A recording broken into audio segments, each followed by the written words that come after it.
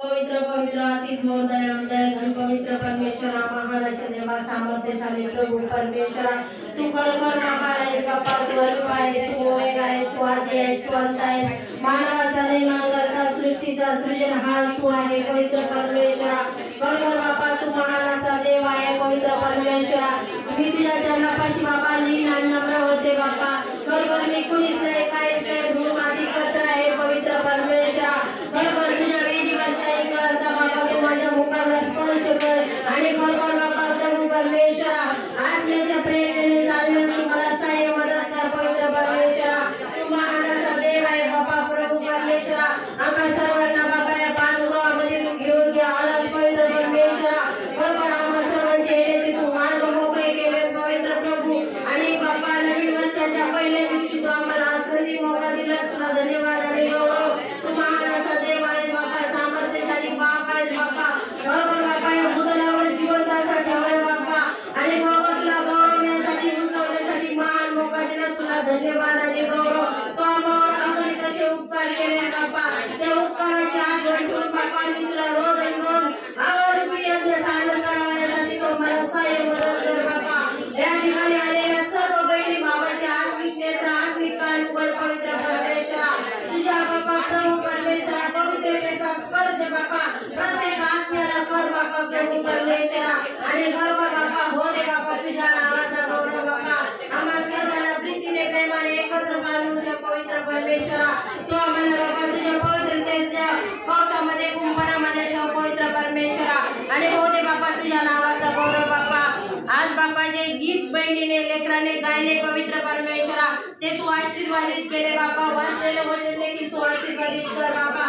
त्याप्रमाणे जीवन जगण्यास तू मला सहाय्य मदत कर. डावी उजवीकडे ओढ देऊ नको पवित्र परमेश्वरा.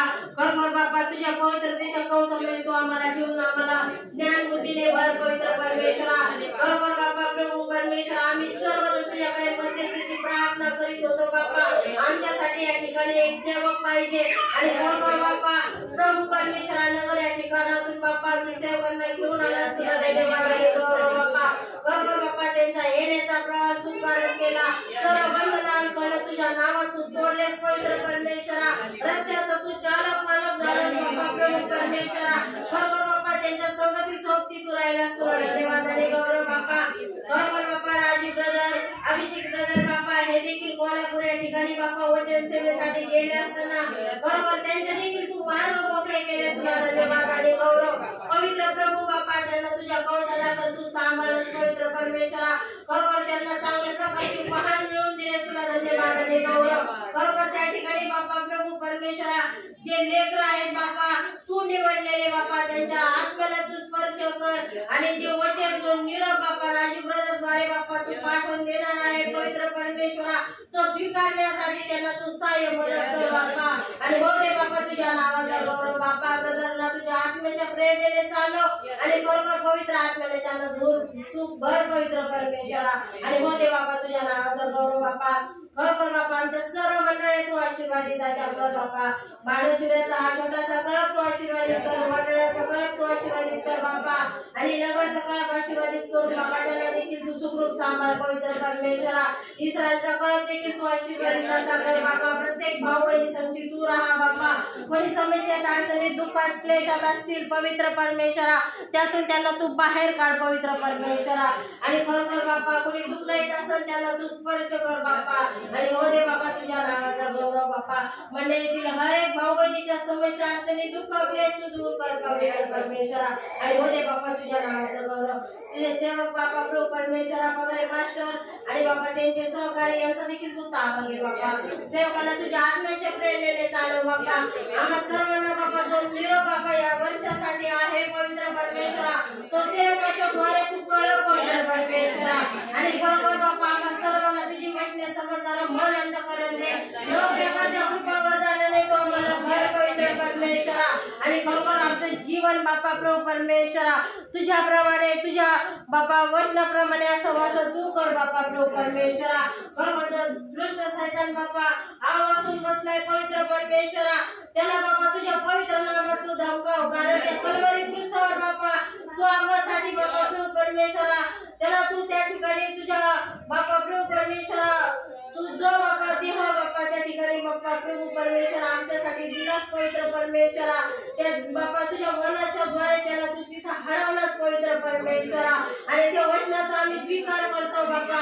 आणि बरोबर बापा आम्ही त्या शैतानाला बापा प्रभू परमेश्वरा आमच्या या देहाने आणू शकत नाही पवित्र परमेश्वरा, परंतु तू जी शस्त्र सामग्री दिली बापा प्रभू परमेश्वरा ती धारण करण्यास आम्हाला सहाय्य मदत कर पवित्र परमेश्वरा. तुझं सत्यवचन सांगते की तुम्ही त्याला अडवा म्हणजे तो पळेल. बरोबर बापा आम्ही त्याला अडवावं यासाठी तो मला शक्ती सामर्थ्य पुरेल पवित्र परमेश्वरा. जसं की तो बापा केला 1000 हात कापून दिला आणि तो चालला, त्याप्रमाणे बापा चालण्यास तो आम्हाला सहाय्य मदत कर बापा. बरोबर वचनाची तलवार चालवण्यास तो आम्हाला सहाय्य मदत कर बापा. आणि बरोबर विश्वासाची ढाल आमच्यामध्ये असू दे पवित्र परमेश्वरा, सिद्धतेच्या पादुका आमच्याकडे असू दे पवित्र परमेश्वरा. आणि बरोबर बापा हे 2025 मध्ये बापा ज्या ज्या बहिणीने बापा प्रभू परमेश्वरा तुझ्याशी चांगलं मन राखण्याचा करार केलाय पवित्र परमेश्वरा, त्या त्या बहिणीला बापा तू सहाय्य आणि मदत कर पवित्र परमेश्वरा. आम्हाला बापा तुझी स्वार्थ गाजवण्यास बापा तू सतत वेगवेगळी ज्ञान तुझ्या सोयीची मांडा पुरव. आमच्या सर्व विश्वासणाऱ्या बहिणीला बापा एक हत्याराप्रमाणे त्याचा वापर कर बापा. आणि हो दे बापा तुझ्या नावाचा गौरव. आम्ही प्रत्येक जण बापा वेगवेगळ्या ठिकाणातून या ठिकाणी आलेलो आहोत पवित्र परमेश्वरा. आमच्या सर्वांची कुटुंब बापा ठेवलेल्या दिव्याप्रमाणे तू असू दे बापा.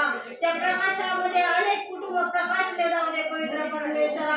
आणि बरोबर बापा आमचं आचरण बापा त्या ख्रिस्ताप्रमाणे असं तू कर बापा, कारण आमचं आचरण पाहून बापा इतर देखील बदलले जाऊ दे पवित्र परमेश्वरा. आणि आमची साक्ष बापा प्रभू परमेश्वरा जगाला पटू दे पवित्र परमेश्वरा. बरोबर महान असा देव तू आहेस पवित्र परमेश्वरा. तुझ्या नावावर आम्ही भिस्त टाकली आणि बरोबर बापा तुझ्या इच्छेप्रमाणे चालण्यास तो मला सहाय्य मदत करतोस. तुला धन्यवाद आणि गौरव बापा. ज्या बहिणी भाऊ बापा या प्रार्थनेसाठी बापा घरातून निघलेत पवित्र परमेश्वरा त्यांचे वेळेत येण्याचे मार्ग तू मोकळे कर पवित्र परमेश्वरा. आणि हो दे बापा तुझ्या नावाचा गौरव बापा. मागणे आणि कल्पनेपेक्षा जास्त देणारा जीवन तू आहे पवित्र परमेश्वरा. आणि बरोबर बापा या मंडळीला तुझ्या कवचामध्ये ठेव बापा पवित्र परमेश्वरा. बरोबर बापा मित्र मंडळीमध्ये नसताना बापा ती मंडळी बापा रात्रभर प्रार्थना करीत होती आणि त्यांच्या प्रार्थनेचं उत्तर त्यांना मिळालं. तो आकाश कपाटी खोलून उठून आला बापा. ते सर्व जेलचे दरवाजे खुले झाले पवित्र परमेश्वरा. आणि बरोबर बापा दारामध्ये बापा बरोबर पेत्राने दार फटवलं पवित्र परमेश्वरा. प्रभू परमेश्वर आमच्यामध्ये आहे बापा. तू या ठिकाणी उतरून आलास. तुला धन्यवाद आणि गौरव पवित्र परमेश्वरा. आमच्या सर्व बहिणी भावांच्या बापा कळकळीच्या प्रार्थना ऐक बापा. आणि बरोबर बापा आम्हाला वचनाची कुठेही कमी घटी तू भासू देऊ नको, कारण तुझं सत्यवचन सांगतंय की शेवटच्या काळामध्ये अन्नाचं नव्हे पाण्याचं नव्हे तर वचनाचं विश्वास करेल. आणि बरोबर बापा त्याची सुरुवात झाली पवित्र परमेश्वरा. आणि बरोबर बाप्पा योग या पुस्तकामध्ये सांगितलंय की धार्मिकाचे वंश हे बाप्पा हरळीप्रमाणे आहेत. बरोबर बाप्पा आमचे वंश बाप्पा आमचे हरळीप्रमाणे आहेत पवित्र परमेश्वरा. ते दिसून येत नाही परंतु बाप्पा तू सर्वांचे अंतःकरण जाणतोस पवित्र परमेश्वरा. कारण बाप्पा तू महान असा देव आहेस पवित्र परमेश्वरा. आणि तुझ्या वंशाला तू सांभाळून ठेवतोस पवित्र परमेश्वरा. बरोबर बाप्पा या जगामध्ये कितीही पाश आले पवित्र परमेश्वरा परंतु सायंकाळी परमेश्वर तू आमच्या बरोबर आहे बाबा. बरोबर महान असा देव सामर्थ्यशाली तू आहेस पवित्र परमेश्वरा. तो मला टाकू नको झोपू नको पवित्र परमेश्वरा. तर तुझ्या सामर्थ्यशाली हाताने तू सांभाळून ठेव बाप्पा.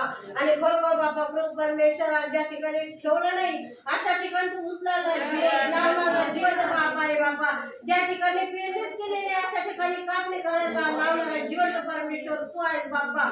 अशक्य गोष्टी शक्य करणारा महान असा देव तू आहेस बाप्पा. आणि बरोबर बापा प्रभू परमेश्वरा आम्हा सर्वांच्या प्रार्थना विनंत्या तू ऐकल्या असेल. देवकाला तू घेऊन आलास. बरोबर बापा त्यांच्याद्वारे तू एक निरोप घेऊन आलास बाप्पा. तो निरोप काढण्यास मला सहाय्य मदत करा.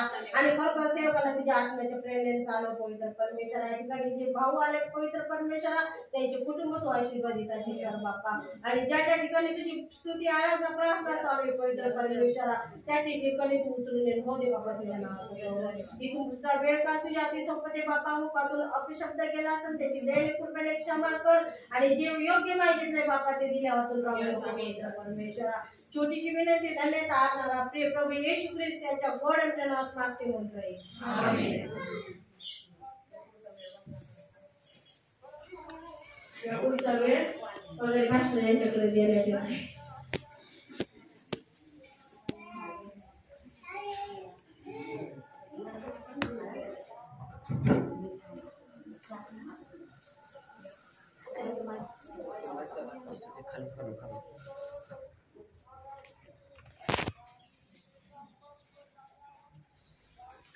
सेवकासाठी टाळा वाजवा आपण.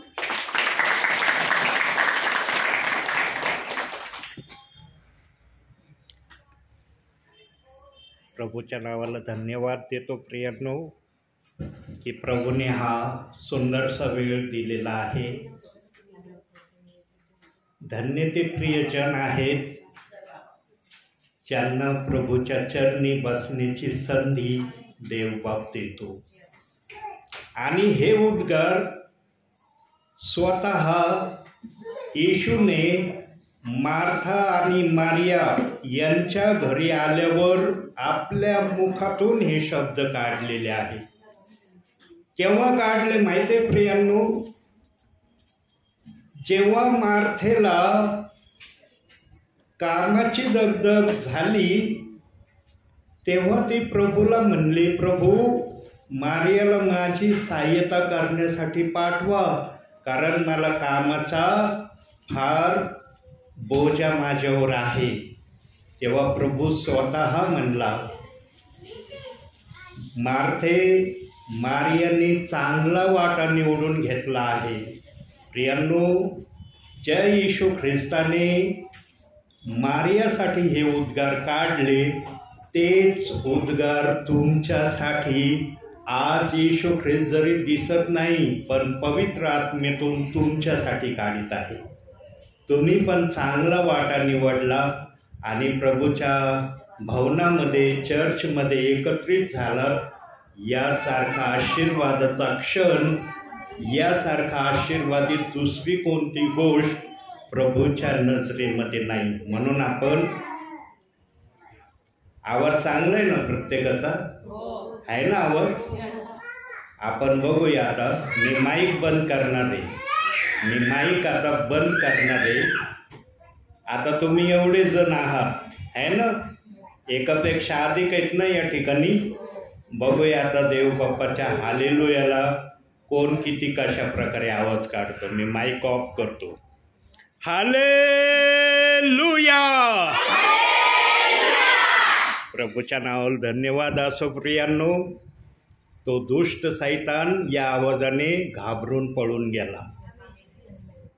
आता तो तुम्हाला वचन ऐकण्यासाठी डिस्टर्ब करणार नाही, तुमच्या डोक्यामध्ये कुठले विचार येऊ देणार नाही आणि वचनाकडे तुमचं लक्ष लागेल.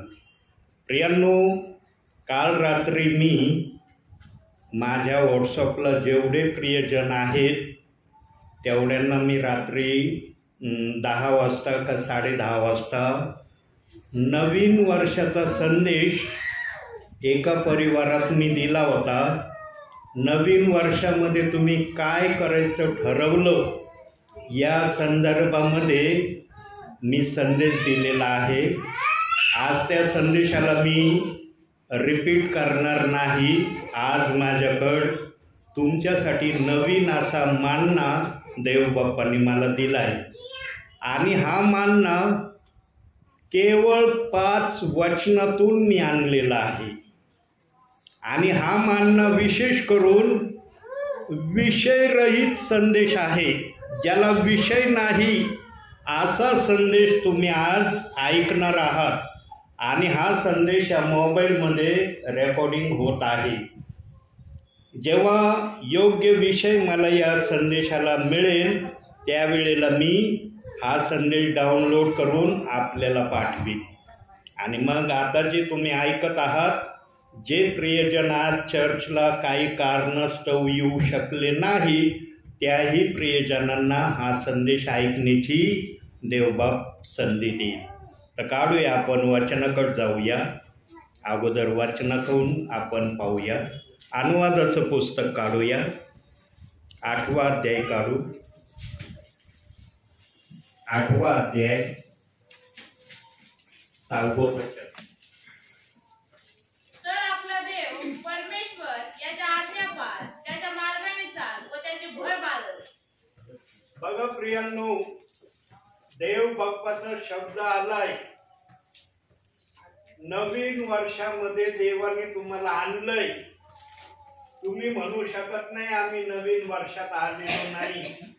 काही जणांनी रात्री देव बाप्पाच्या गौरवासाठी 12 वाजेपर्यंत देवाच्या संगतीमध्ये, उपासनेमध्ये या ठिकाणी काही प्रियजन जमले असतील.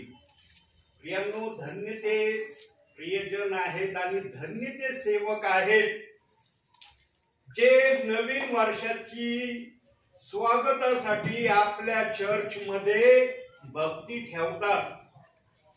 काही देवाचे सेवक नवीन वर्षाच्या स्वागतासाठी भक्ती ठेवत नाही.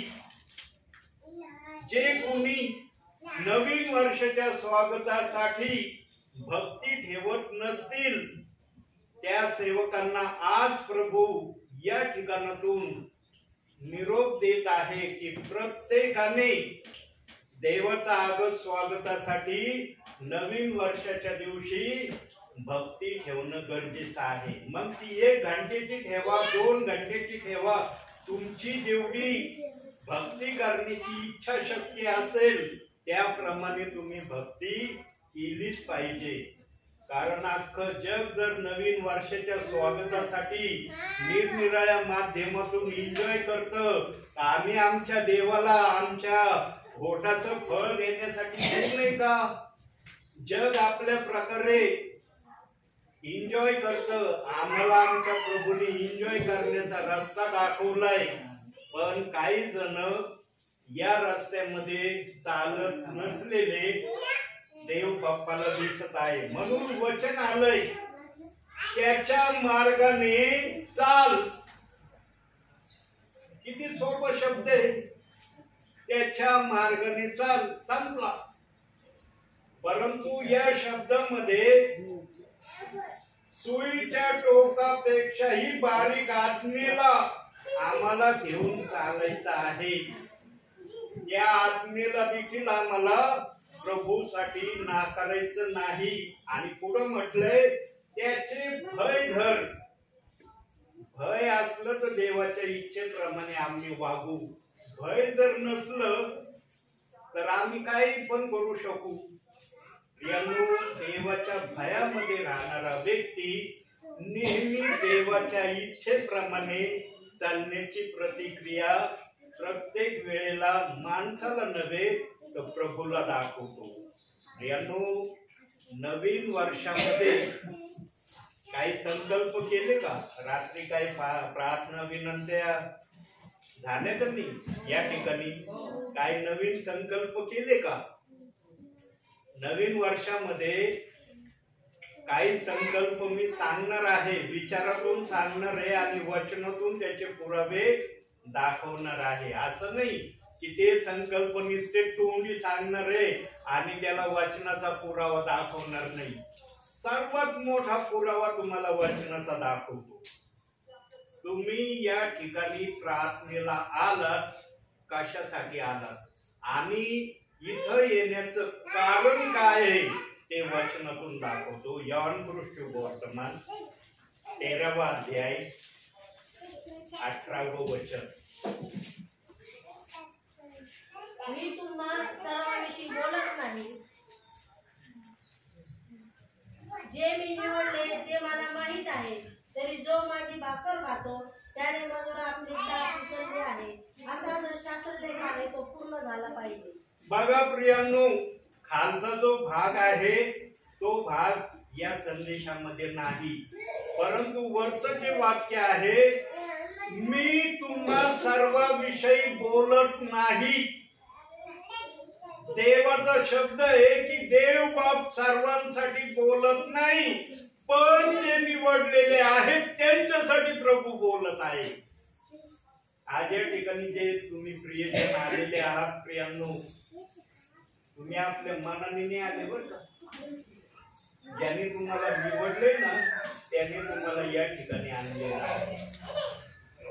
लक्षात घ्या, तुमचं येणं हा तुमची बुद्धी तुम्हाला म्हटली असेल की मला आज प्रार्थनेला जायचंय, परंतु प्रार्थनेच्या भावनापर्यंत आणण्याची जबाबदारी देव बाप्पाने तुमच्यावर पूर्ण केली.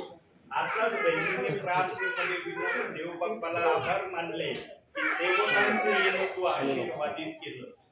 आम्ही जवळपास 45 ते 46 किलोमीटर वरून आपल्या या ठिकाणापर्यंत आलेलो आहोत. प्रियांनो, देव बाप ज्यांना निवडतो त्यांना सेवा करण्याची संधी देतो, मग तो विश्वासणारा असो या सेवक असो. प्रियांनो, ही झाली देवाने तुम्हाला निवडल्याची प्रक्रिया. आता काही गोष्टी नवीन वर्षामध्ये तुम्ही कराव्या अशी देव बाप्पाची इच्छा आहे. पहिली गोष्ट, या नवीन वर्षामध्ये काय करण्याचा संकल्प करा माहिती आहे प्रियांनो? आतापर्यंत आम्ही जगातल्या गोष्टीसाठी, जगातल्या सर्व मौज मजेसाठी जास्तीत जास्त वेळ प्रभू मध्ये राहून आम्ही दिलेला आहे. पण येणाऱ्या वर्षामध्ये जे आता चाललंय, या वर्षामध्ये शारीरिक गोष्टीकडे थोडस दुर्लक्ष करायचं आणि आत्मिक गोष्टीकडे जास्त लक्ष लावायचं. आत्मिक धन जास्तीत जास्त जमा करण्याचा या नवीन वर्षामध्ये प्रयत्न करायचा आहे. आणि प्रियांनो, एवढ्याच गोष्टीने नवीन वर्षामध्ये थांबायचं नाही. आणखी एक गोष्ट, आताच एका बहिणीने साक्षीमध्ये सांगितलं की वर्षाचे 365 दिवस आहे ना. 365 दिवस. आजच्या दिवसापासून, हा पहिला दिवस आहे नवीन वर्षाचा, आजपासून प्रत्येक विश्वासणाऱ्यांनी, सेवकांनी पण, असं नाही की फक्त विश्वासणारे त्याच्यामध्ये देवबाप बोलवतोय सेवकांना बाजूला ठेवतोय, कारण देवबाप दोघांनाही आशीर्वाद देण्याची इच्छा ठेवतो. म्हणून प्रभू येशू तू लवकर ये, ही प्रार्थना आपल्या प्रार्थनेमध्ये आजपासून ठेवायची. आणि काल जो संदेश मी पाठवला त्याचा सविस्तर या गोष्टीवर टिप्पणी प्रभूने केलेली आहे. ती सर्व मी सांगणार नाही, फक्त एक गोष्ट सांगन आणि पुढे जाईल. कॅलेंडरला प्रत्येक दिवशी काहीतरी रिमार्क करा, बरोबरची खूण करा किंवा स्टारची खूण करा, म्हणजे तुमच्या ध्यानात येईल की मी प्रभू येशू तू लवकर ये ही विनंती देवाला सादर केली. 24 तासात एकदा करायची. तुम्ही 24 तासामध्ये 4 वेळेस प्रार्थना करणारे असले, 7 वेळेस प्रार्थना करणारे असले, कमीत कमी 3 वेळेस तर प्रार्थना करणारे प्रियजन असतील दानियेला सारखे. 3 वेळेस जरी तुम्ही प्रार्थना करणारे असले, एकदाच ही विनंती करायची. प्रत्येक दिवशी एकदा हा शब्द प्रभूला द्यायचा आणि 15 दिवस हा शब्द तुम्ही आपल्या प्रार्थनेतून उच्चारा. 16व्या दिवशी जेव्हा हा शब्द तुम्ही उच्चारताल त्यावेळेस बघा तुमच्या मनाला देवबाप कशा प्रकारचा आनंद देतो या शब्दामुळं. प्रियांनो, आता धनाविषयी म्हटलं ना, त्याचा पुरावा दाखवतो. मत्तेकृष्ण वर्तमान जो पण विचार दाखवला जाईल त्याला बायबलच्या वाचनातून आपण तपासू. 6वा अध्याय 19 ते 21 3 वचन वाचा. खरी संपत्ती पृथ्वीवर आपणाकरिता संपत्ती साठवू नका. ते कसर व जम खाऊन नाश करीतात आणि चोर घर मोडून चोरी करतात. तर स्वर्गात आपणाकरिता संपत्ती साठवा. ते कसर व जम खाऊन नाश करीत नाही व चोर घर मोडून चोरी करीत नाही. कारण जेथे तुमची संपत्ती आहे तेथे तुमचे चित्तही असणार. बघा प्रियांनो, आता हा विषय दिलाय प्रभूने. स्वर्गामध्ये संपत्ती साठवण्याचं देव बाप्पाकडून तुम्हाला आमंत्रण आहे. परंतु तुम्हाला वाटल की अरे आमच्या बहिणीने वचन वाचलो त्याप्रमाणे माझ्या जीवनामध्ये मी लगेच करायला सुरुवात केली. इतकं सोपं नाहीये प्रियांनो. इतकं जर सगळं सोपं असतं ना तर प्रभूला पवित्र शास्त्र द्यायची गरज पडली नसती. या मार्गामध्ये काय काय अडथळे येऊ शकतात ते अडथळे मी तुम्हाला दाखवणार आहे आणि ते वचनातून आणि विचारातून तुमच्या समोर ठेवणार आहे.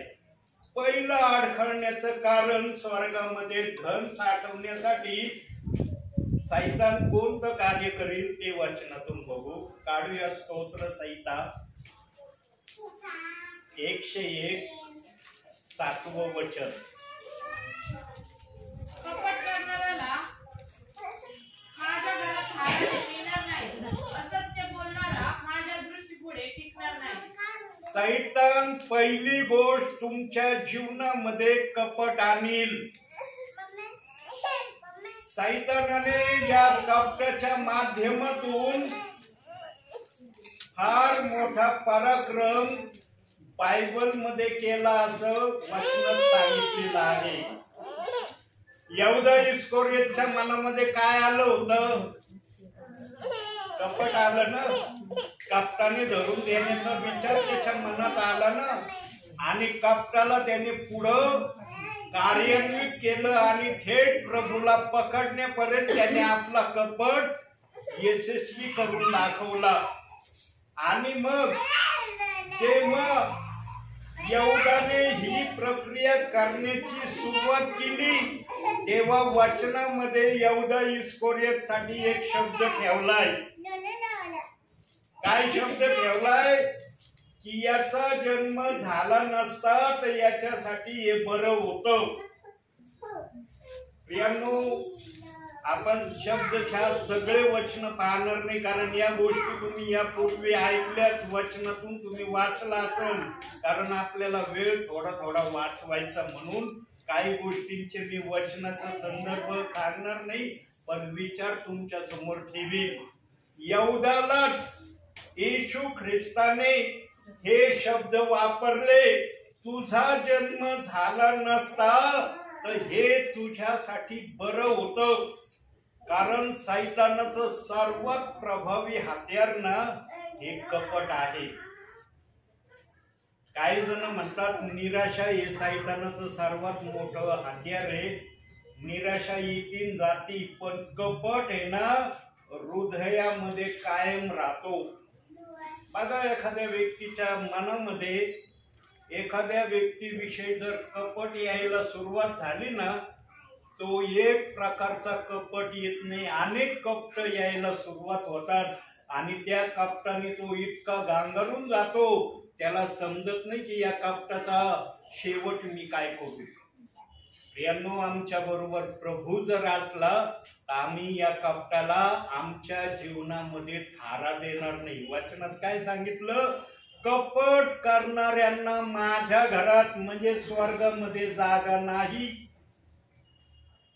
माझ्या घरात म्हटल्यावर ते स्वर्गाविषयी देवबाप बोलत आहे त्या ठिकाणी, या चर्च विषयी नाही बोलत. कपट आपल्या मनातून नवीन वर्षाच्या आरंभीच काढून टाकण्याचा प्रयत्न करा. कपटाने जीवन जगण्यापेक्षा देवाच्या वचनाने भरून जाणं आजच्या दिवसानंतर आपल्या मनामध्ये तुम्ही ठरवा. दुसरी गोष्ट पाहूया. पहिले करंथीकरांचं पत्र, फार महत्वाची दुसरी गोष्ट आहे. 10वा अध्याय 22वे वचन. आपण प्रभूला ईर्ष्येत पेटवतो काय? आपण त्यापेक्षा बलवान आहो काय? प्रियांनो, कधीच ईर्ष्येमध्ये स्वतःला ठेवू नका. ज्यांच्या मनामध्ये ईर्ष्या येते ना त्यांच्या मनामध्ये इतरांसाठी सन्मान राहत नाही. आज बघा, सन्मान करण्याचे निरनिराळे प्रकार आहेत.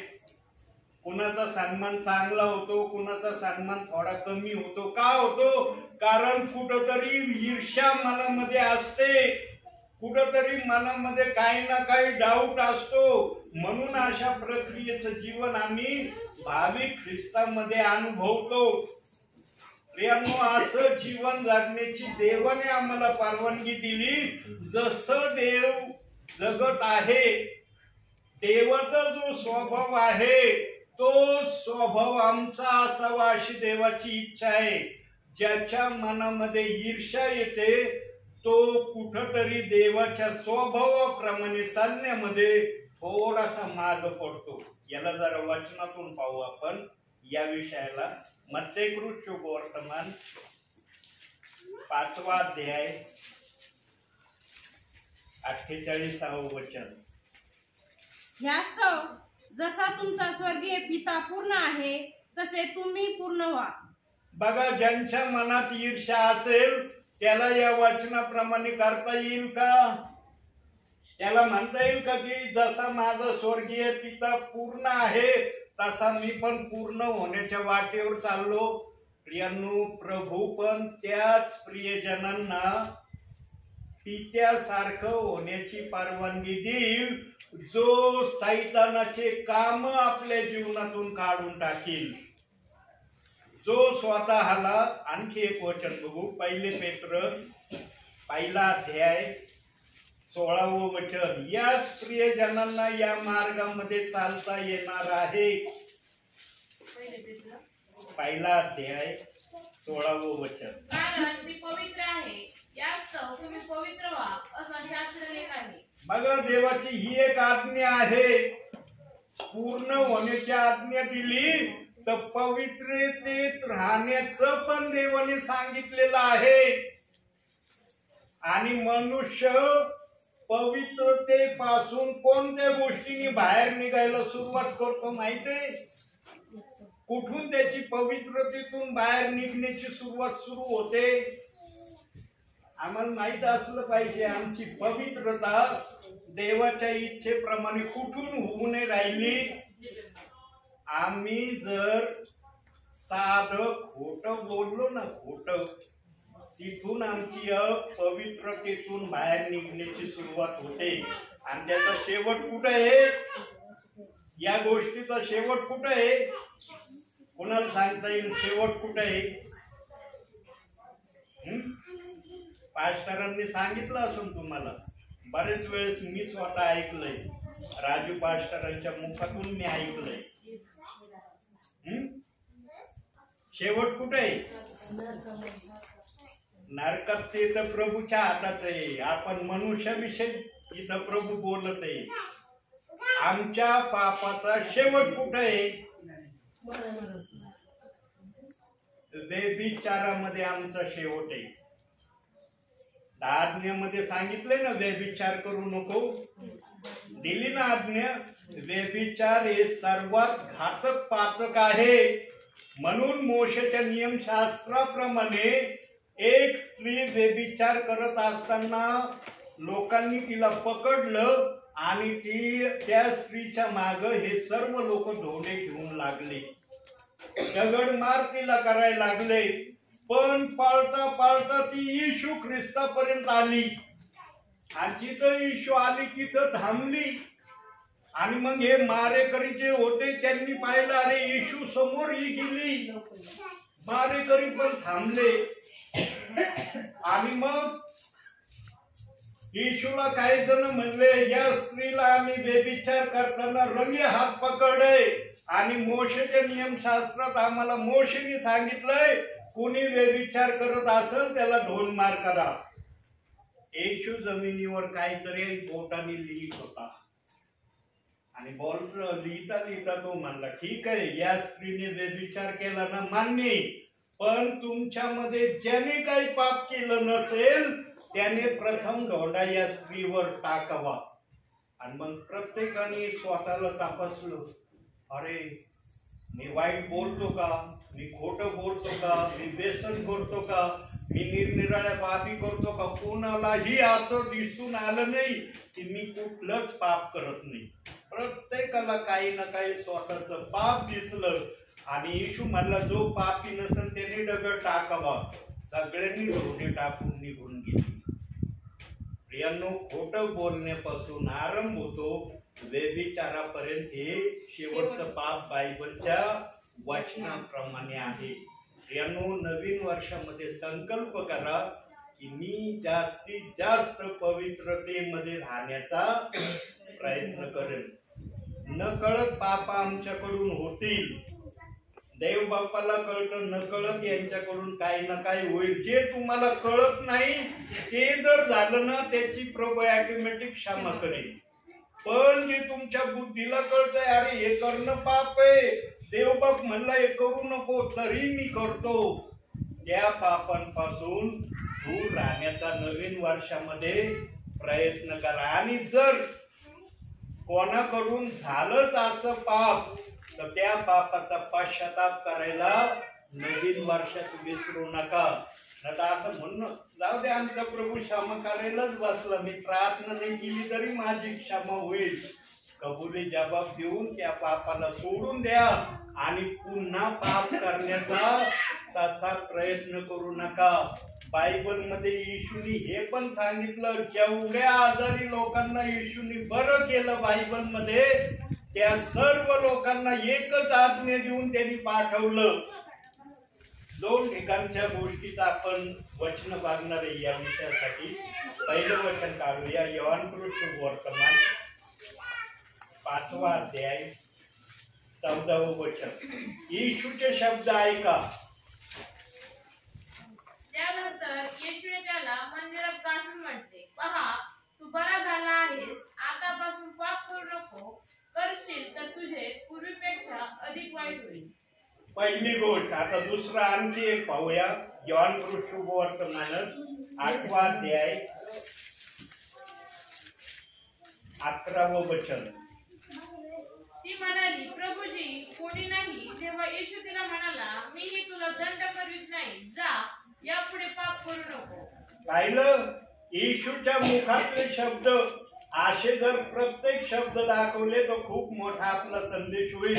येशूने ज्यांना पण आरोग्य दिलं, ज्यांना पण संकटातून बाहेर काढलं, त्यांना एकच आज्ञा देऊन पाठवलं, यापुढे पाप करू नका. जर येशूची ही सर्वात मोठी आमच्यासाठी इच्छा आहे, तर आम्ही पापाचा माघार करणं योग्य आहे का पापामध्ये स्वतःला घेऊन जाणं योग्य आहे, याचा विचार तुम्ही करा. प्रियांनो, जे लहान लेकरं आहेत त्यांच्याविषयी देवबाप्पांनी बोलतात, पण बायबल मध्ये लहान लेकरू देवबाप्पांनी कोणाला म्हटलंय माहिती का? कोणाला म्हटलंय? आम्हालाच नाही. बायबल मध्ये लहान मुलगा आम्हाला देवबाप बोललाय, पण ती बोलण्याची भाषा येशूची वेगळी आहे. या ठिकाणी आमच्या बुद्धीप्रमाणे लहान लेकरं कोण आहेत, जे छोटे छोटे बसले ते लहान लेकरं आमच्या बुद्धीप्रमाणे आहे, पण येशूच्या बुद्धीप्रमाणे आम्ही देवाच्या नजरेत लहान लेकरं आहोत. आणि आम्हाला म्हणलं यांच्या ते स्वर्गाचं राज्य आहे. यांनो, येशू नेहमी कोड्यामधून आणि विचारामधून आपल्या लोकांशी त्या समयात बोलत होता. ईर्ष्या ज्या ठिकाणी येईल ना प्रियांनो, त्या ठिकाणापासून समजून घ्यायचं तुमचं लक्ष बायबल पासून भटकायला सुरुवात झाली. निरनिराळे कारण आहेत बायबल पासून भटकण्याचे. ज्याला वाटत ना की मला वाचनात राहायचंय, त्याने ज्या ज्या गोष्टी ऐकत आहात, अजून 2 गोष्टी मी दाखवणार आहे बायबल मधून, की मुख्यत्वे करून मी या गोष्टी काढल्या बायबल मध्ये तपासून. तशा तर पुष्कळ गोष्टी दिल्यात, पण मुख्य पाप करण्याचे कारण कोणते आहेत ते मला देव बाप्पाने जे दाखवले ते मी 5 वचनातून माझ्या वहीमध्ये ठेवले. आणि विषय नाही माझ्या संदेशाला, माझ्या विषयाला दुसरं काहीच नाही, मी बोलत आहे. आता जेव्हा हा संदेश रेकॉर्ड होऊन मी पुन्हा ऐकेन, तेव्हा मला याचा विषय मिळणार आहे की कोणत्या विषयावर मी आज आपल्याशी बोललेलो आहे. तिसऱ्या गोष्टीकडे जाऊया, करंतीकराचंच पत्र काढूया. त्याच्यासाठी 15वा अध्याय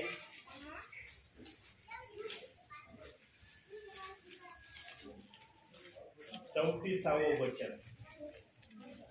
धार्मिकते संबंधाने शुद्धीवर या आणि पाप करू नका, कारण कित्येकास देवा संबंधाने ज्ञान नाही, हे मी तुम्हाला लाजवण्यासाठी बोलतो. पाप करू नका. आताच या विषया अगोदर देवबाप बोलला, माझ्या विषयामध्ये पण पाप हा शब्द आलेला आहे. पाप माणसांना, प्रियांनो एदेन बागेमध्ये आपण जाऊया. मनुष्य जर येशू देवबाप्पांनी घडवला होता, आदामावर देवबाप एवढी सक्ती करू शकत नव्हता का? तुला पाप करता येणारच नाही किंवा तुला ते फळ खाता येणारच नाही, ही सक्ती देवबाप करू शकत नव्हता का आदामावर? पण एदेन बागेमध्ये देवबाप्पाने सक्ती नव्हे परंतु विनंती केली. काय विनंती केली?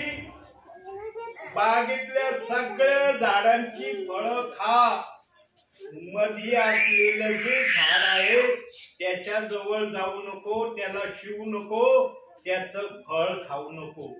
फक्त विनंती केली. सक्ती केली असती तर पाप आलं असतं का जगामध्ये? प्रियांनो, आमचा देव प्रारंभापासून सक्तीचा देव नाही, विनंतीचा देव आहे. पण ही विनंती आदामाने देवाची अमान्य केली. आज आम्ही ज्या पण परिस्थितीमध्ये आहोत, जी पण गोष्ट आम्ही या जगामध्ये आजच्या समयात पाहतो, या सर्व गोष्टीला जबाबदार आदाम आहे. आणि तसा पुरावा बायबल मध्ये दिलाय. बघूया आपण रोमकरास पत्र या विचाराला पुराव्यामध्ये पण बघू. 5वा अध्याय 12व वचन. ह्या प्रकारे एका मनुष्याच्या द्वारे पाप जगात आले आणि पापाच्या द्वारे मरण आले आणि सर्वांनी पाप केल्यावरून सर्व मनुष्यात मरण पसरले. बघितलं, मरण आणणारा आदाम आहे, पापामध्ये आम्हाला घेऊन जाणारा आदाम आहे. प्रियांनो, आदामाने जर फळ खाल्लं नसतं तर आम्ही आज 7000व्या वर्षामध्ये आलो नसतो. माहित नाही आम्हाला कोणत्या समयामध्ये प्रभूने या भूतलावर पाठवलं असतं जर पाप नसतं झालं तर. पाप झालं म्हणून आम्ही 7,000 वर्षाच्या याच्यामध्ये जगामध्ये आलो. प्रियांनो, पाप ही अशी बाब आहे, सैतान स्वर्गातून पृथ्वीवर टाकलं गेलं. कशामुळं? पापामुळेच टाकलं गेलं. त्याच्या डोक्यात जो विचार आला, मला परमेश्वर व्हायचंय, परमेश्वर जसा आहे तसा मी आहे, परमेश्वराला जे समजतं मला समजतं, परमेश्वराला जे करता येतं ते मला करता येतं, सगळ्या गोष्टी मला जमतात, पण हा परमेश्वर मला परमेश्वर होण्याचीच मान्यता का देत नाही? हा गर्व त्याच्या डोक्यात आला आणि त्याने या गर्वासाठी एक गोष्ट करण्यासाठी माघार घेतली नाही. सैतानाने जर एका गोष्टीची माघार स्वर्गामध्ये घेतली असती ना, कदाचित सैतानाला स्वर्गातून देव बाप्पाने खाली टाकलं नसतं. पण सैतानाने माघार घेतली नाही. परमेश्वर तपासित होता की याची हद्द पाप करण्याची कुठपर्यंत आहे. तो त्या हद्दीच्याही पुढं जाण्याची त्यांनी प्रक्रिया दाखवली. कशी? वचनातून बघूया आपण. प्रकटीकरण 12वा अध्याय 7 ते 9 वचन. तेव्हा स्वर्गात युद्ध झाले.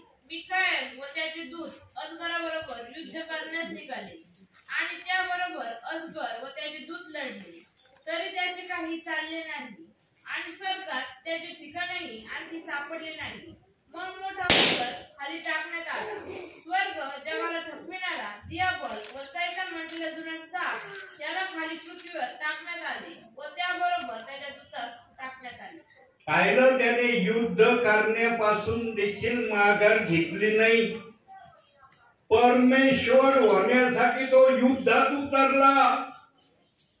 त्याला वाटलं मला स्वतः परमेश्वराबरोबर लढावं लागल, पण परमेश्वर म्हणलं तुला मिखाएल बरोबर लढावं लागेल. आणि जेव्हा त्यांनी पाहिलं मिखाएल कड अरे हा मिखाईल, याच्या बरोबर लढायचं, याला एका सेकंदात मी हरवीन असं त्याच्या मनामध्ये आलं असेल.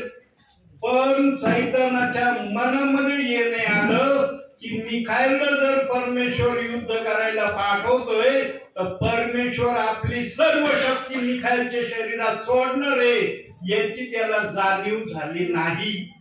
आणि तो सहजरित्या मिखाईल बरोबर युद्ध करायला गेला, पण मिखाईलला तो हरवू शकला नाही. का हरवू शकला नाही? कारण परमेश्वराने आपलं सर्व सामर्थ्य मिखाईल मध्ये ठेवलं होतं.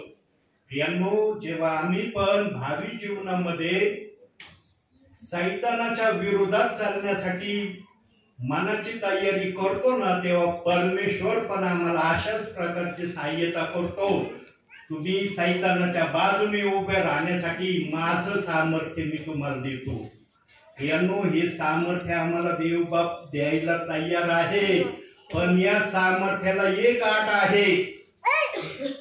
प्रत्येक गोष्टीला काही ना काही अट ठेवलेली आहे प्रभूंनी. काय अट आहे याला माहितीये?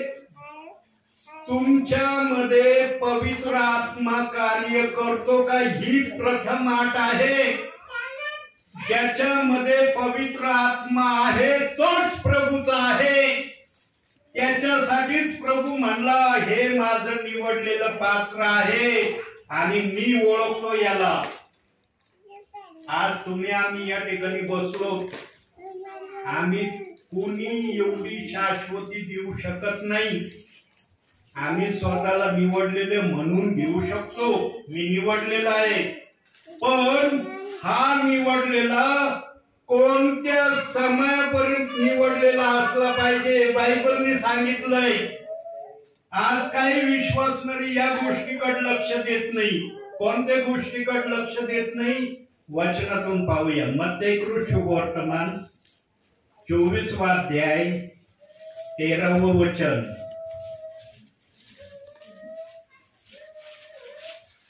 परंतु शेवटपर्यंत जो टिकेल तोच तरेल. शेवटपर्यंत राहण्याची इच्छा राहत नाही. काही जण रेग्युलर चर्चला येणारे असतात, कालांतराने त्यांचं रेग्युलर चर्चला येणं बंद होतं. काही जण दशमोल देणारे असतात प्रभूला. अरे मी दशमोल देतोय प्रभूला, दशमोशाचं मला काहीच प्रत्युत्तर येत नाही.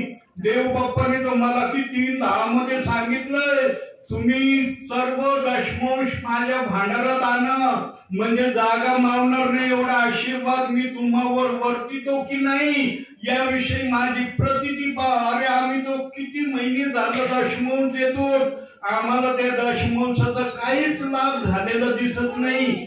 या कारणामुळे काही प्रियजन चर्च मध्ये दशमोल देणं बंद करतात. प्रियांनो, देव बाप्पाने आम्हाला सांगूनच ठेवलंय, तुमचं धन इथं साठवू नका, वर साठवा.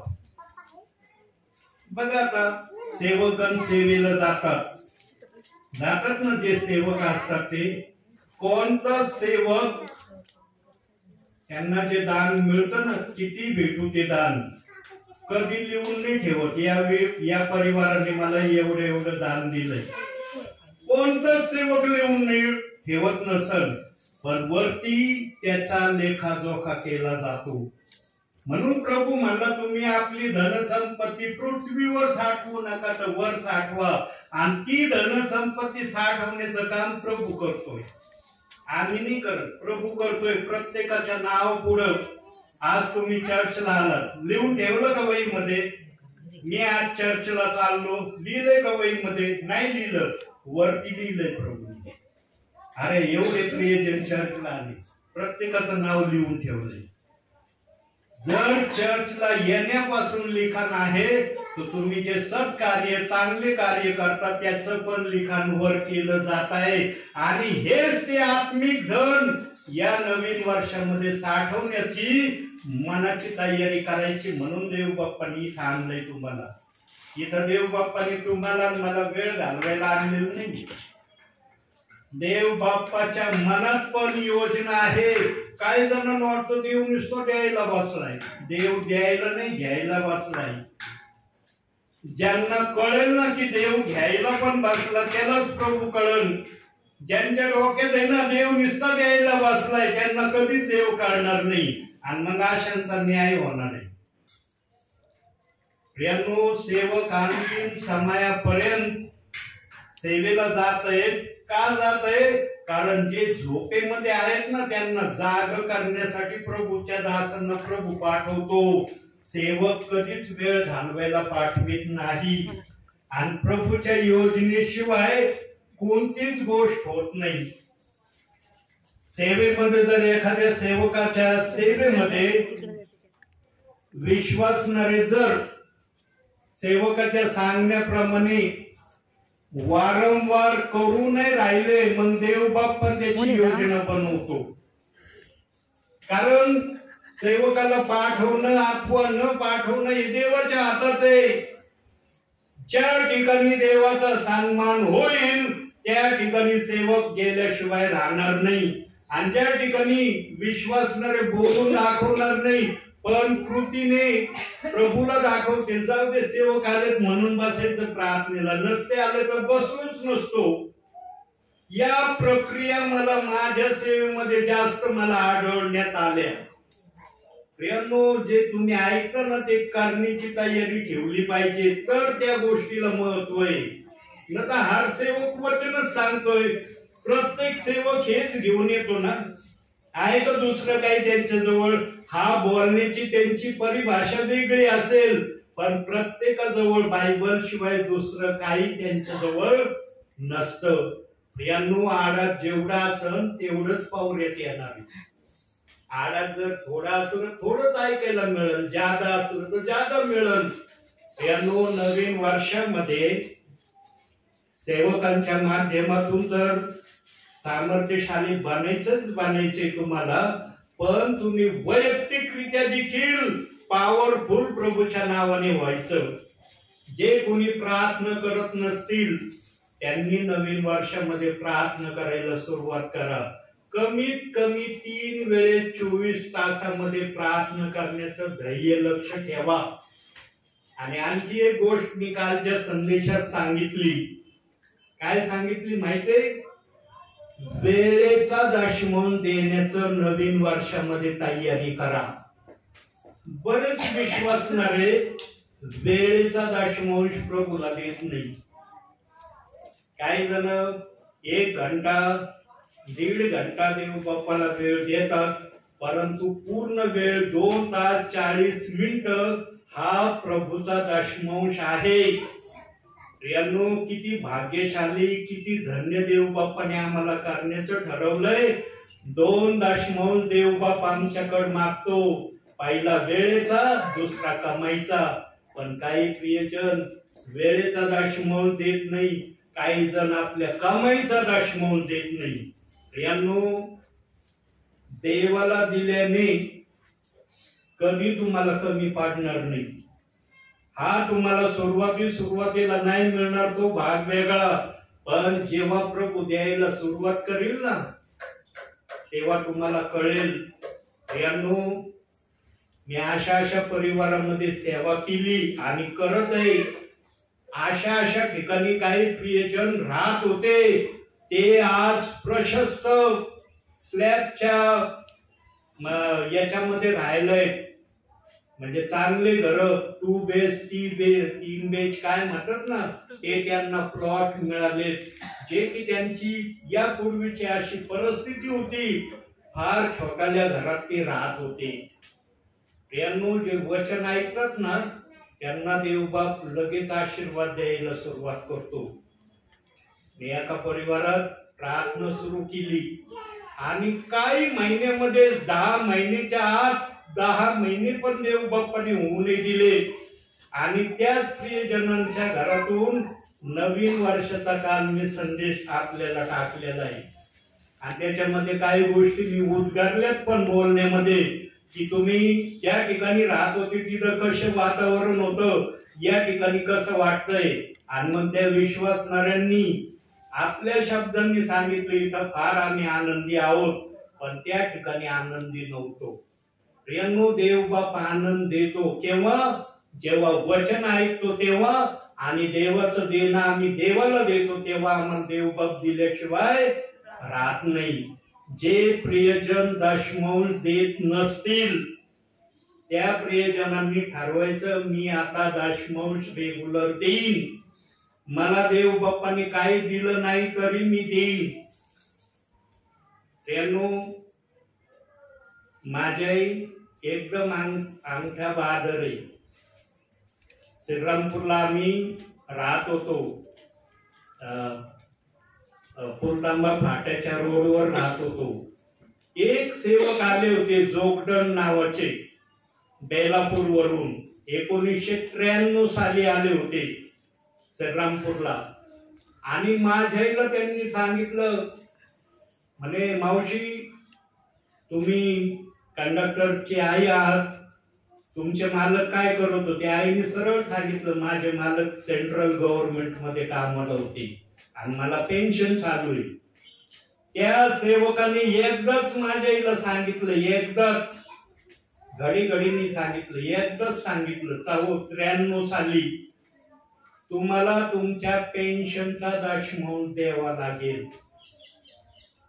आमच्या आईने तो शब्द ऐकला, अरे मला तर पेन्शन मिळते, मी तर 1 रुपया देव बाप्पाला देत नाही, आणि हे आले देवाचे सेवक हे म्हणते दशमौल. आई म्हणे दशमांश म्हणजे काय? आता अनाडी लोकांना कळत नाही दशमांश म्हणजे काय. ते म्हणे तुम्हाला किती पेन्शन मिळते? त्या काळी माझ्या आईला 93 साली माझ्या आईला जवळपास 5000 पेन्शन भेटत होती त्या काळी. आज 15,000 ती पेन्शन आहे. त्या काळी 5000 पेन्शन होती.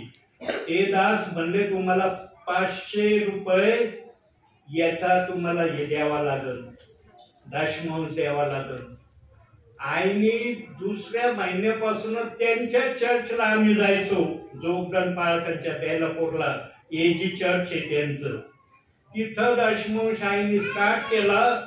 तो आजपर्यंत काकडे पास्टरांच्या चर्चला आम्ही जातो, तिथं देखील दर महिन्याला आमचा दशमौल जातोय.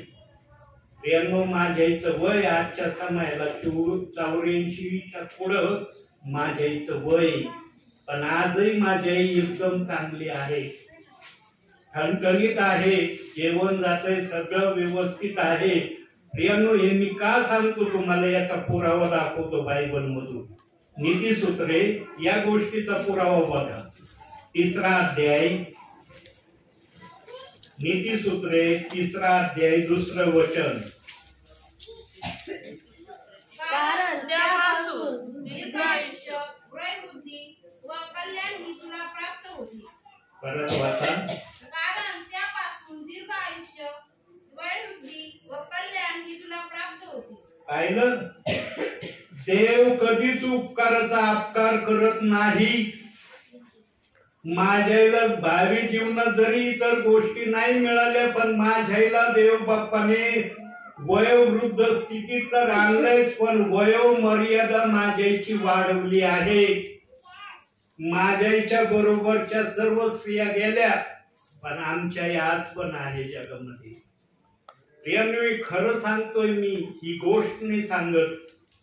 जो देवाचा आदर करतो, देव बाप त्याचा सन्मान कोणत्याही प्रकारे करतो. फक्त आम्ही ओळखलं पाहिजे देवाने माझ्या जे काही मी देव बाप्पावर उपकार केले त्याचं देव बाप्पाने परत मला काय केलंय.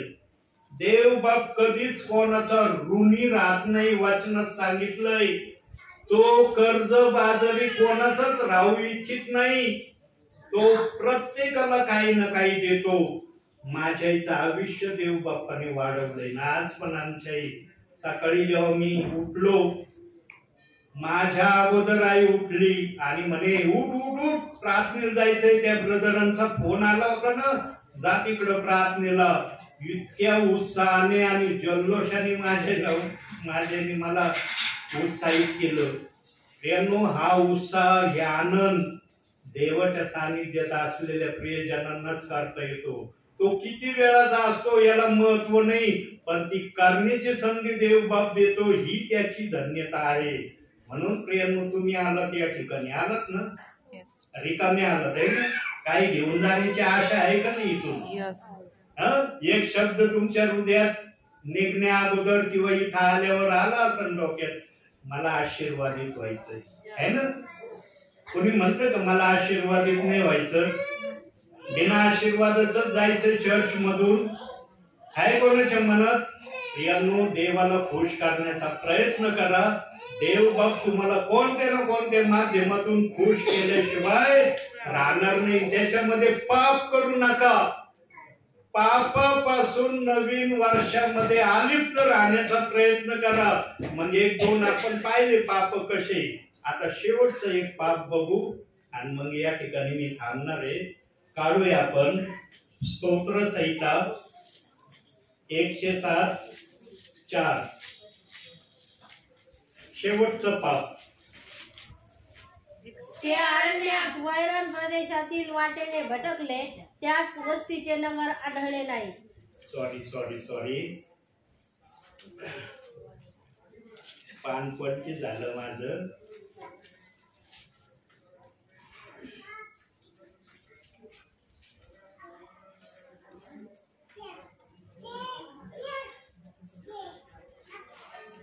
स्तोत्र संहिता पानपट्टी झालं म्हणून वचन बदली झालं. 34वा अध्याय 16वं वचन. कोणीही राजा 34 किती वाईट करणाऱ्यांची आठवण सुद्धा पृथ्वीवर राहू नये म्हणून परमेश्वराने त्याला विन्मुख होतो. वाईट करण्यापासून स्वतःला शेवटी अलिप्त राखण्याचा प्रयत्न करा. आता सर्व गोष्टीचं वाईट एका वचनात प्रभूने दाखवलंय. जे जे पॉइंट तुम्हाला दाखवले ते पॉइंट देखील या वाईटामध्ये आहेत. वाईट हे सर्व प्रकारचं मूळ आहे. वाईटाची इच्छा जर आदमाच्या हृदयात आली नसती तर आदमाने ते फळ खाल्लं नसतं. हव्वेने किती पण कन्व्हिन्स केलं आदमाला, पण आदमाचा जर निश्चय पक्का असता, प्रभूने मला सांगितलं हे फळ खाऊ नको, मी खाणार नाही, या निर्णयावर जर आदम ठाम असताना त्याने फळ खाल्लं नसतं. पण त्याच्या मनामध्ये पण मोह, वाईट गोष्टीचा मोह आला आणि त्याने ते फळ खाल्लं. आणि फळ खाल्ल्यावर काय झालं? आदमाला प्रथम दिसलं. पहिली आदमाला ताकीद देण्यात आली. आईचं जेवण भेटत होतं ना, सगळं भेटत होतं ना पद्धतशीर. आता नाही भेटणार, आता शेतात जावं लागल, निडाळाचा घाम गाळावा लागल, तेव्हा भाकर भेटल. चाललंय ना जगामध्ये काम, वेगवेगळं काम आहे, पण काय मिळतंय त्याचं? पैसाच मिळतोय ना. शेतकरी जे उत्पन्न करतात काय मिळतो शेतकऱ्यांना? पैसाच मिळतो. पण निधाळाचा घाम गाळून आणि मग त्याचे उपजीविकेचा आपण खाणं पिणं येते सर्व काय करतो. हे शाप परमेश्वराने आदमाला दिले नसते, पण आदमाने आज्ञा मोडली. आदमाला मारून का नाही टाकलं प्रभूंनी? आता रोम 6:20 मध्ये सांगितलंय पापाचे वेतन मरण आहे ना, दिलाय शब्द. आदमाला का नाही मारून टाकलं? फार मोठं कारण आहे प्रियांनो याच्या मागे. सैतानाची इच्छा हीच होती. आदमाने पाप केलं, आदमाला मारून टाकावं प्रभूने. आदम जर मेला असता तर काय नावेल आले असते का? जगाची उत्पत्ती झाली असते का? सैतानाला जगाची उत्पत्ती होऊ नये हे त्याच्या डोक्यात होतं. आणि प्रभूने ओळखलं, अरे या दुष्टाने यांना पाप करण्यासाठी भाग पाडलं. जो माझ्या मनामध्ये 1000 वर्ष राहण्याचा संकल्प आहे, माझ्या संकल्पाला यो थांबवू इच्छित आहे. यानु सर्वांचे संकल्प थांबले जातील, प्रभूचा संकल्प थांबणार नाही. प्रभूचा संकल्प पूर्ण झाला नसता 1000 वर्ष राहण्याची जी देव बाप्पाची इच्छा होती ती इच्छा पूर्ण झाली नसती आणि देव बाप आपली इच्छा पूर्ण केल्याशिवाय राहत नाही. फार मोठं कारण होतं या उभयतांकडून पाप करून घेण्याचं सैतानाचं.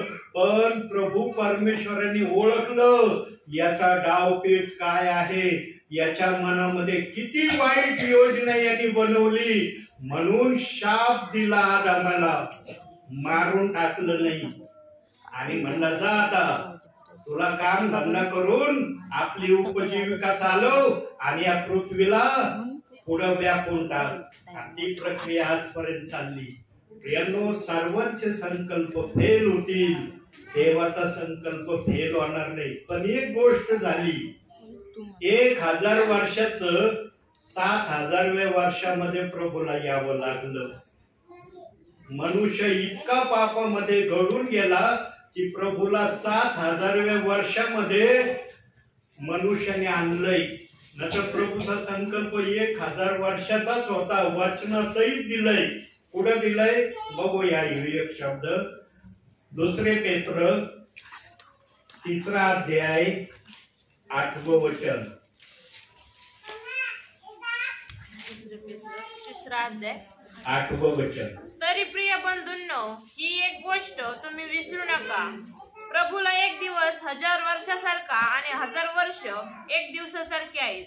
पाहिलं, एक दिवस 1000 वर्षासारखा आणि 1000 वर्ष एक दिवसासारखा.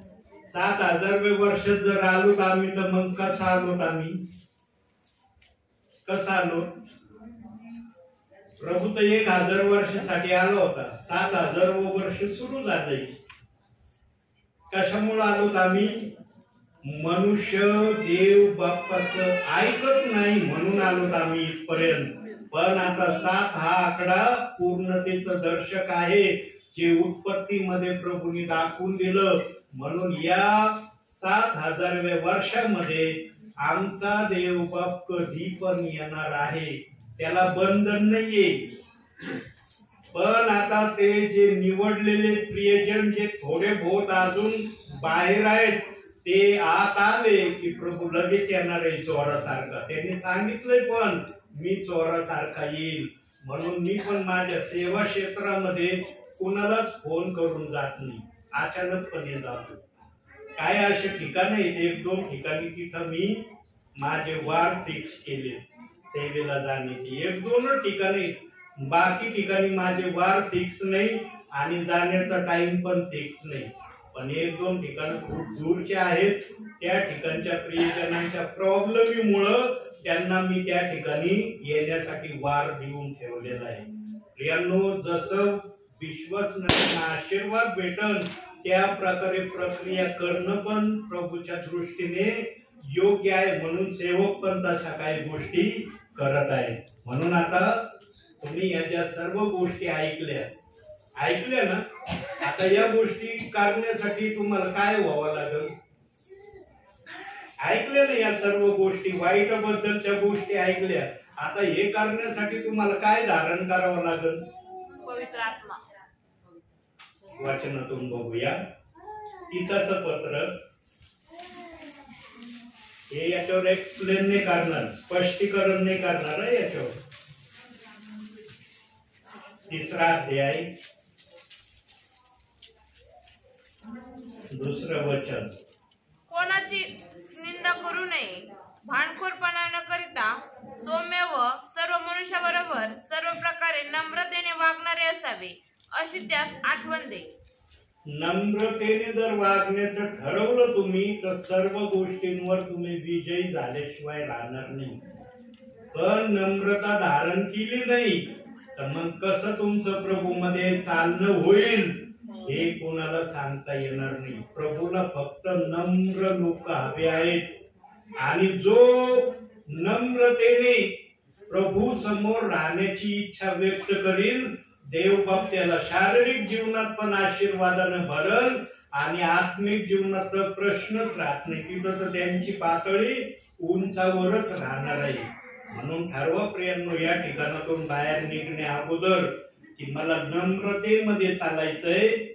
का माझ्या मनाच्या इच्छेप्रमाणे चालायचं.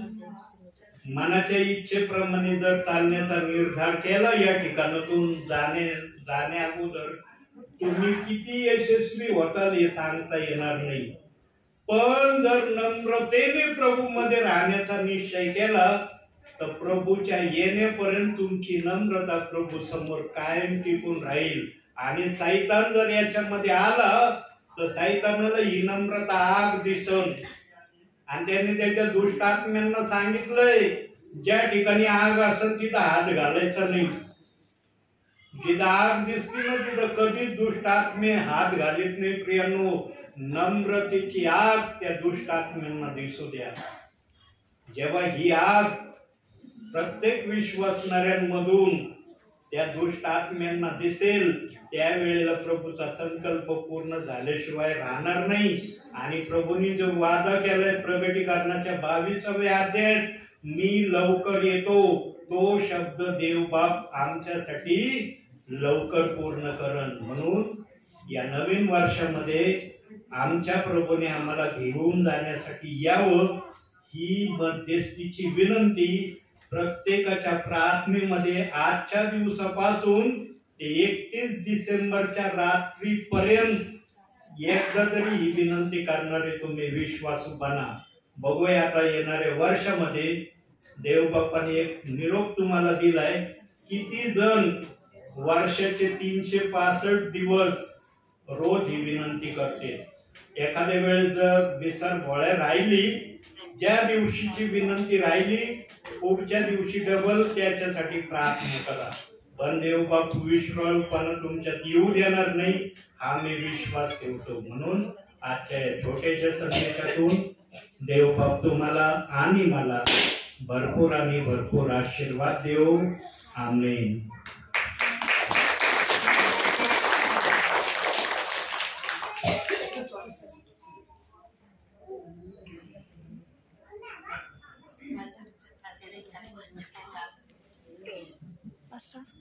बंद करू.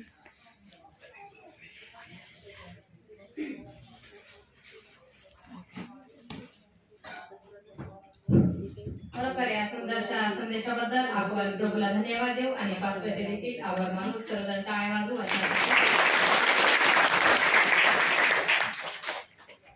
या पुढचा वेळ उशिरा आलेला विश्वास